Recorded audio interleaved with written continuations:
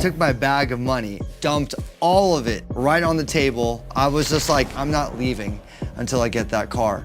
I'm Steve Aoki, and my first car was a Prius. So when I first started DJing, I used to ride my bike to all my shows. I needed a car, and I needed it to be efficient. I was playing like 4 to 5 gigs a week, and I had this bag of money, and whatever I could get from these gigs, I would just throw it in there so that I could save up to get a car.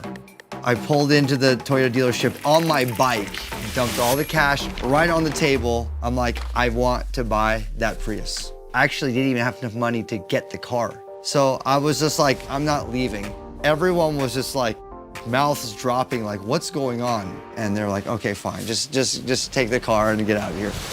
I was literally driving out with my dirty bike in the back of the Prius, like this is a dream. When I'm in the studio, technology that can help me build out the melodies and the tracks that I dream of creating is what I'm looking for. My first Prius is smart, my home is smart. I just want to live in the future. All right, let's go see this thing. Whoa, look at this thing. Oh, it's sexy. Check these out. Oh, and that display, I love that display. Woo. I'm always looking for what's innovative. And this is a banger car.